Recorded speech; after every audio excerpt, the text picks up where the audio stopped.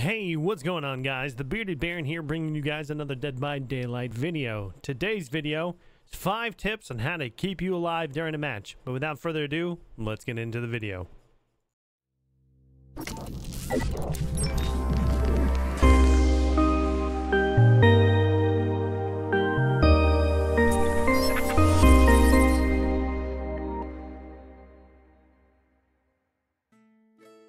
Alright, tip number 1 is that during the start of the match, actually take a moment to let the killer pass you by. Now, I know that this is hard for a lot of people. You want to get into the match, you want to immediately start working on gens. The only problem is that that killer is more than likely heading right across the map to find you right now. So by taking a moment, getting behind something, waiting, not touching the generators, the killer thinks that you're not in the area and they'll move on. Similar to like what you see right here, I even choose not to work on the totem, even though I have inner strength, until I know that the killer's heartbeat terror radius is out of the way. Then I can proceed further.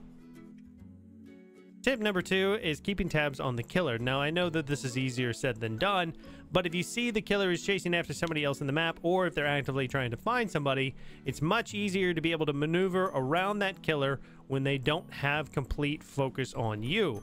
This means that you can run away from generators, given that the terror radius gets closer to you, or you can stick it out if you feel as if that the killer is chasing after somebody else and the focus is not on you currently. This will speed up the game considerably, and it will make sure that you succeed more often than not.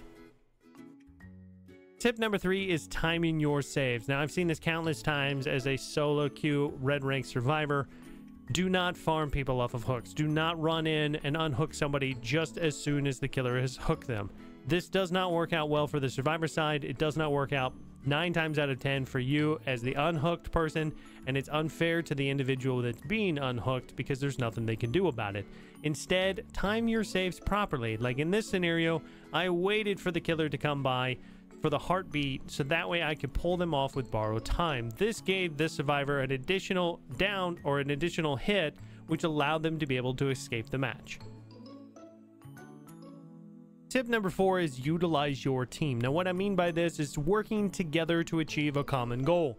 Now, obviously, this is much easier with a Survive with Friends group, especially those on comms, but even if you're solo queuing, you can still utilize your team. If you notice that somebody who's going to take a hit and you can provide them an extra hit to be able to extend a chase, do so. If you're able to run the killer a lot more proficiently than, say, another teammate is, perhaps you can take the aggro from the other teammate and put it onto yourself. In either case, jumping in and helping out whenever possible is not only going to make the game faster, but it's also going to make it more likely for you to be able to succeed. Knowing your roles in a particular match is going to maximize your efforts.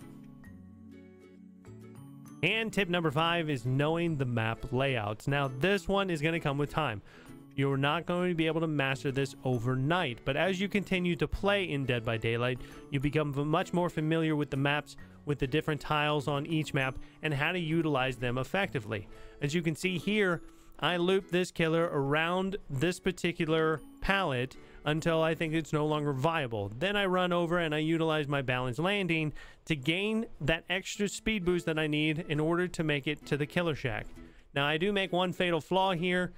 When I get hit, I also drop a pallet. I do recommend that if you ever think that you are going to take a hit, or when you do take a hit, especially underneath the pallet, don't waste it, especially the God pallet, because normally you can't get it back.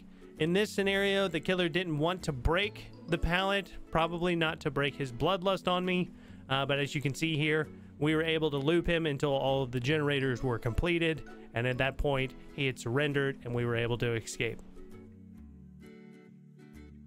Alright guys, that's my video. What tips do you use in order to escape a match? Leave them in the comment section below. Also, if you haven't already done so, please click that subscription icon and turn on the notification bell so that way you guys know when I make new content for you. But guys, everybody have a wonderful evening, and I'll see you guys next time.